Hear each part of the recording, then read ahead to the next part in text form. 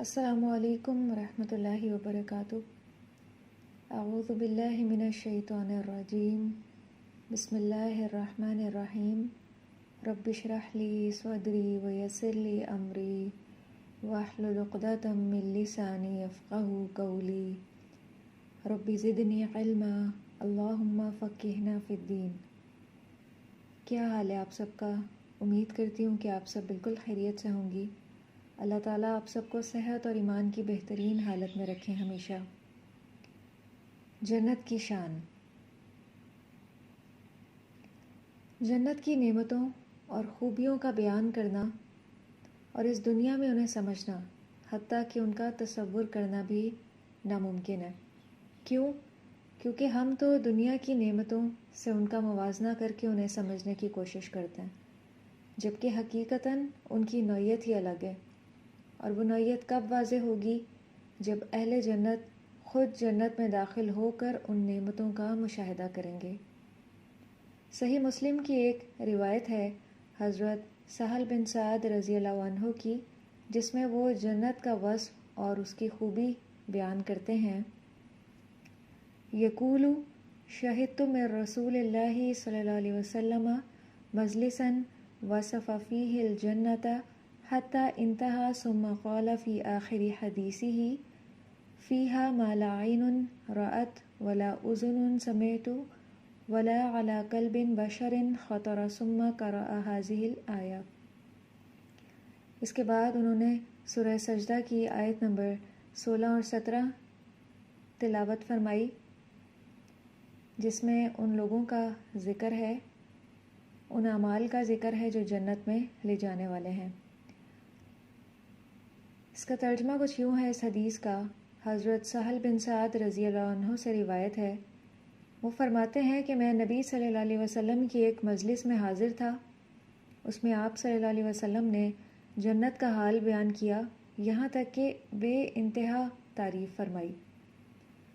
آخر میں فرمایا، جنت میں ایسی اور ایسی نعمتیں ہیں جنہیں کسی آنکھ نے نہیں دیکھا، نہ کسی کان نے ان کی تعریف سنی ہے، اور نہ ہی ان کا تصور کسی آدمی کے دل میں پیدا ہوا ہے۔ پھر نبی صلی اللہ علیہ وسلم نے یہ آیت تلاوت فرمائی، سورہ سجدہ کی آیت نمبر 16 اور 17، اور اس میں کن خوبیوں کا ذکر ہے؟ تتجافى جنوبهم عن المضاجع يدعون ربهم خوفا وطمعا ومما رزقناهم ينفقون۔ یہ 3 خوبیوں کا اس آیت میں ذکر ہے۔ اس میں سب سے پہلی کیا ہے؟ جن کے پہلو بستروں سے الگ رہتے ہیں۔ یہ سب سے پہلی خوبی اہل جنت کی بتائی جا رہی ہے۔ یہ پہلا عمل ہے، جن کے پہلو بستروں سے الگ رہتے ہیں۔ پہلو بستروں سے الگ ہونے سے مراد ہے کہ راتوں کو اٹھ کر وہ نوافل پڑھتے ہیں، تہجد کی نماز کی طرف اشارہ ہے۔ راتوں کو اٹھ کے وہ اللہ کے حضور توبہ اور استغفار کرتے ہیں، تسبیح کرتے ہیں، اللہ کی حمد بیان کرتے ہیں، اور رات کا کچھ حصہ اللہ کی یاد میں گزارتے ہیں۔ تو رات کو اٹھ کے تہجد کی نماز ادا کرنا نفس پہ بڑا ہی بھاری ہوتا ہے، لیکن حقیقتاً یہ عمل نفس کی اصلاح کرنے والا ہے، نفس کو سدھارنے والا ہے۔ نفس کو کیسے سدھارا جاتا ہے؟ اس کے مخالف جا کے، ہر کام میں۔ نفس کی خواہش ہوتی ہے کہ وہ رات کو نہ اٹھے، نیند خراب نہ ہو، تو جب انسان نفس کے خلاف جا کے بیدار ہوتا ہے، تہجد کی نماز پڑھتا ہے، پھر اس کے بعد فجر کی نماز پڑھتا ہے، تو اس سے نفس کی اصلاح ہوتی ہے، اور پھر آہستہ آہستہ اس میں نیکی کی طلب اور شوق پیدا ہو جاتا ہے۔ شروع میں نفس کے لیے یہ بات مشکل ہوتی ہے، رات کو بیدار ہونا، لیکن جب انسان کوشش کر کے نیند سے بیدار ہوتا ہے تو آہستہ آہستہ یہ کام پھر نفس پہ آسان ہو جاتا ہے، اس کی مشقت زائل ہو جاتی ہے۔ اسی طرح اس کو باقی مثالوں میں بھی دیکھ سکتے ہیں۔ صبر کرنا پہلے سٹیپ پہ بہت مشکل ہوتا ہے، لیکن آہستہ آہستہ اگر نفس کو اس کا عادی بنا لیا جائے تو پھر نفس کی مشقت زائل ہو جاتی ہے، اس کے لیے پھر وہ کام مشکل نہیں رہتا۔ اسی طرح نیکی کے باقی کام بھی ہیں۔ تو پھر آہستہ آہستہ کیا ہوتا ہے، نفس کو بھی نیکی کا شوق لگ جاتا ہے، طلب لگ جاتی ہے، تو پھر وہ پکار اندر سے آتی ہے کہ اچھا ابھی تہجد کی نماز ادا کرنی ہے۔ نفس کی رکاوٹ دور ہو جاتی ہے، تو پھر بڑی سے بڑی مشقت بھی نفس کو آسان لگنے لگتی ہے۔ لیکن یہ کیفیت فوراً نصیب نہیں ہوتی کہ ہم کچھ دن اس طرح سے کریں تو ہمیں یہ کیفیت نصیب ہو جائے گی۔ یہ کیفیت طویل صبر اور استقامت کے بعد پیدا ہوتی ہے کہ استقامت سے بندہ اپنی اس روش پہ جمع رہے، اور یہ کام آسان نہیں ہے اپنے نفس کو ٹرینڈ کرنا، مگر اللہ کی مدد سے آسان ہو جاتا ہے۔ تو اس سے یہ بھی پتہ چل رہا ہے کہ جنت کا راستہ بڑا ہی کٹھن ہے، بڑا ہی دشوار ہے، اور جن راستوں سے گزر کر جنت حاصل ہوتی ہے وہ نفس پہ بڑے ہی بھاری ہیں۔ تو جنت کے راستے میں جو بڑی بڑی رکاوٹیں ہیں اس میں ایک انسان کا نفس بھی ہے۔ جیسا کہ صحیح مسلم کی ایک حدیث ہے جس میں نبی صلی اللہ علیہ وسلم نے فرمایا، قال رسول اللہ صلی اللہ علیہ وسلم، حفت الجنت بالمکارہ وحفت النار بالشہوات۔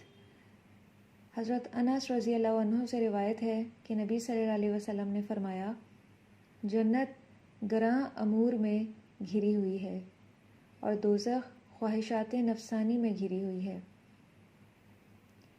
تو جنت کو گراں امور نے گھیر رکھا ہے جو نفس پہ بڑے بھاری ہیں، جیسے تہجد کے لیے اٹھنا نفس پہ بڑا بھاری ہے، خواہشات نفس کے خلاف جانا نفس پہ بڑا بھاری ہے، مصیبتوں، پریشانیوں اور تکالیف پہ صبر کرنا نفس کے لیے انتہائی مشکل ہے، لیکن ہر مشکل اللہ کی مدد سے آسان ہو جاتی ہے۔ تو اللہ سے مضبوط تعلق پیدا کرنے کی ضرورت ہے، اور اس ساری محنت کا ریوارڈ کیا ہے؟ انسان کیوں اتنی محنت اور مشقت کرتا ہے؟ کیوں صبر کرتا ہے؟ کیوں راتوں کو اٹھ کے بیدار ہو کے تہجد کی نماز ادا کرتا ہے؟ اللہ کی رضامندی حاصل کرنے کے لیے، اور اس کا ریوارڈ پھر کیا ہے؟ جنت۔ اور اس جنت کا وصف اور اس کی خوبی کیا ہے کہ جنت میں چھڑی برابر جگہ بھی دنیا اور اس میں موجود تمام نعمتوں سے افضل ہے۔ ذرا آپ تصور کریں کہ چھڑی برابر جگہ کتنی معمولی سی ہوتی ہے، لیکن وہ بھی دنیا کی نعمتوں سے بہتر ہے۔ کیوں بہتر ہے؟ کیونکہ دنیا بھی، اس کی زندگی بھی اور اس کی نعمتیں بھی ناپائیدار ہیں، فانی ہیں، ایک دن ختم ہو جائیں گی، وقتی ہیں۔ تو جو چیز وقتی ہوتی ہے چاہے کثیر ہو، اس کی وقت اور اہمیت نہیں ہوتی کیونکہ وہ ختم ہونے والی ہوتی ہے، لیکن جو چیز قلیل ہو لیکن پائیدار ہو اور لازوال ہو، کبھی ختم ہونے والی نہ ہو، تو وہ بہتر ہوتی ہے، چاہے قلیل ہی ہو۔ تو اسی کی طرف اشارہ ہے۔ اور اس کا دوسرا مفہوم یہ بھی ہو سکتا ہے کہ جنت کی ادنا سی نعمت بھی ظاہری شکل و صورت کے اعتبار سے دنیا کی نعمتوں سے بہتر ہے۔ تو سورہ سجدہ کی یہ جو آیت ہے 16، اس میں اگلی خوبی اہل جنت کی کیا بتائی جا رہی ہے کہ جو اہل جنت ہیں دنیا میں رہتے ہوئے اللہ سے ڈرنے کے باوجود وہ اللہ سے حسن ظن رکھتے تھے، اس کی رحمت اور فضل و کرم کی امید بھی رکھتے تھے، اور اس کے غضب سے بھی ڈرتے تھے۔ تو یہ دو خوبیاں بہت ضروری ہیں عمل کے ساتھ۔ محض اللہ کی ذات سے امید ہی نہیں رکھنی کہ عمل سے ہی بے پرواہ ہو جائیں، عمل ہی چھوڑ بیٹھیں کہ اللہ تعالیٰ تو بہت غفور و رحیم ہے، ہم تو بغیر حساب کتاب کے ہی جنت میں داخل کر دیے جائیں گے۔ اور یہ کن لوگوں کا شیوا ہوتا ہے؟ جو بے عمل ہوتے ہیں، اور دوسرا نہ عذاب کو اتنا اپنے اوپر طاری کر لیں کہ اللہ کی رحمت سے بالکل ہی مایوس ہو جائیں۔ کہ مایوسی بھی کفر تک پہنچا دیتی ہے۔ تو اللہ کے بندے عبادت تو اللہ کی رحمت اور مہربانی کی امید رکھ کر کرتے ہیں، مگر ساتھ ہی ساتھ اللہ سے ڈرتے بھی رہتے ہیں۔ اور کس بات کا ڈر ہوتا ہے کہ کہیں ان کے اس عمل میں کچھ تقصیر نہ رہ گئی ہو، کچھ کمی نہ رہ گئی ہو، یا اللہ کے ہاں مقبول ہی نہ ہو۔ تو یہ تمام ڈر جو ہیں وہ فطری ہیں۔ تاہم ان میں اللہ سے حسن ظن یا اس کی رحمت اور مہربانی کا پہلا ہی عنصر غالب رہتا ہے، اور یہ پہلو زندگی بھر غالب رہتا ہے۔ یہ خیال آنا کہ پتہ نہیں اللہ تعالیٰ راضی ہیں یا نہیں، پتہ نہیں میری عبادات قبول ہو رہی ہیں یا نہیں قبول ہو رہی، کہیں میری طرف سے کوئی کمی نہ رہ گئی ہو، کہیں میں کوئی کوتاہی نہ کر بیٹھی ہوں، تو یہ خیال تمام زندگی آتا ہے۔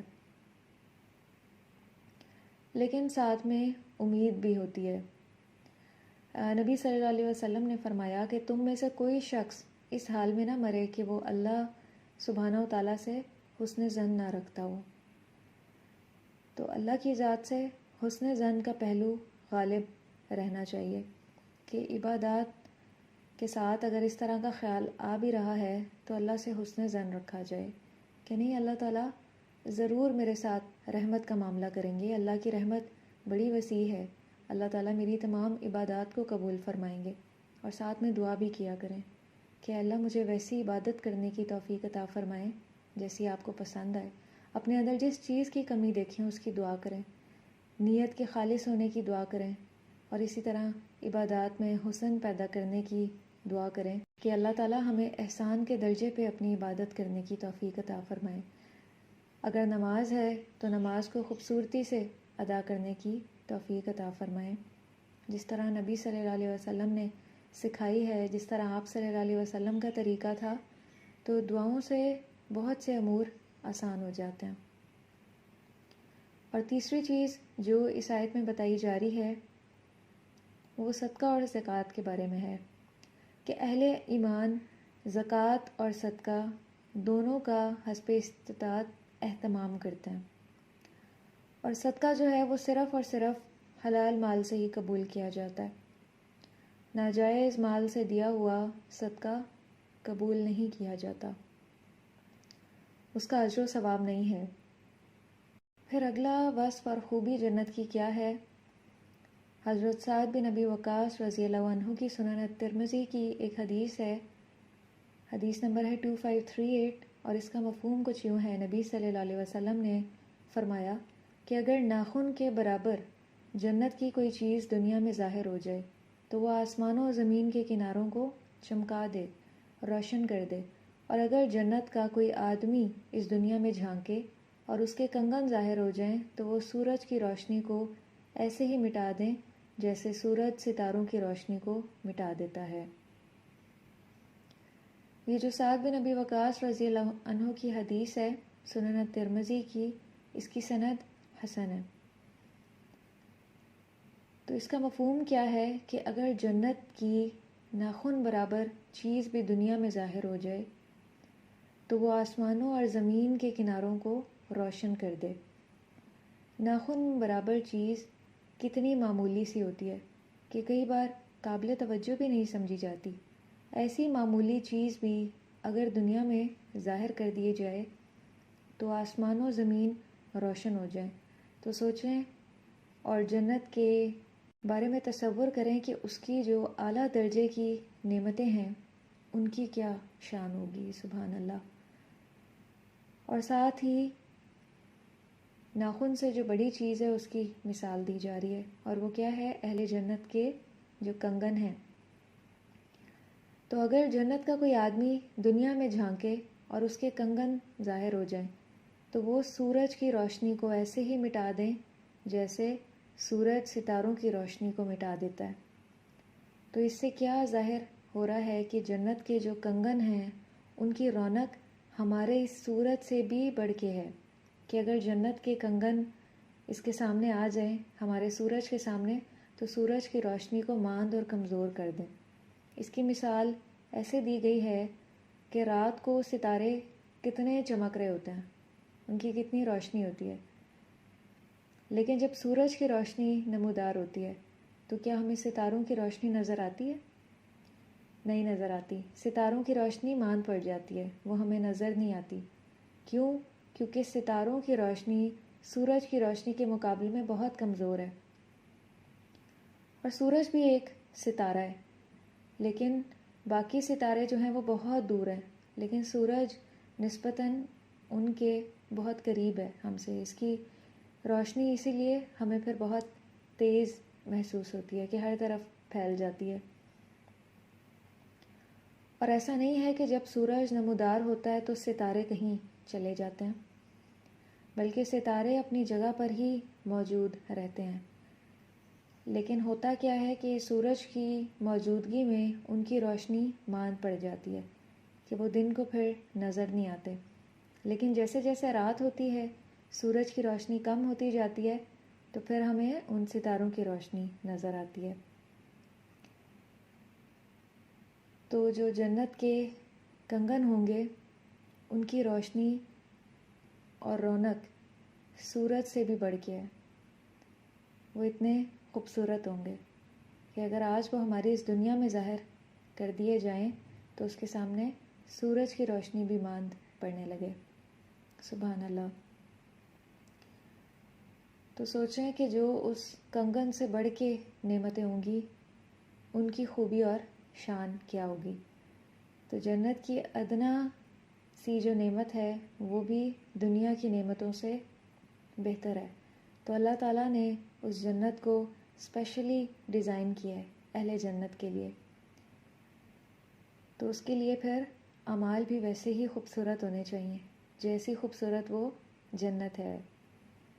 تو ہمیں اپنے تمام اعمال کا جائزہ لینا ہے ساتھ ساتھ کہ ہم جو نمازیں ادا کرتے ہیں کیا وہ بھی ایسی ہی خوبصورت ہوتی ہیں کہ وہ اللہ سبحانہ و تعالیٰ کو پسند آتی ہوں.